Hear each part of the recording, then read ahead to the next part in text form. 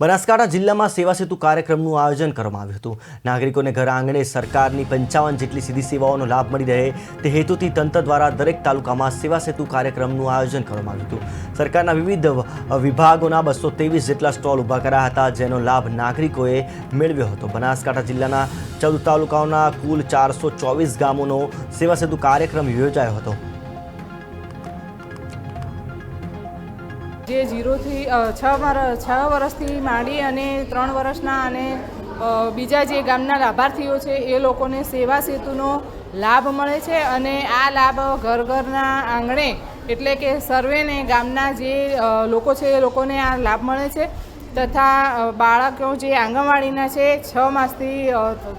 3 વર્ષથી 6 વર્ષવાળા બાળકો એમને પણ આધાર કાર્ડ જે અપડેટ કરાવવાનું હોય છે એનો લાભ મળી રહ્યો છે અને સરકારશ્રીનો જે આ હેતુ છે એ હેતુ બહુ સારો અને લાભદાયક છે અને દરેક લાભાર્થીઓને ઘર ઘર એનો લાભ મળી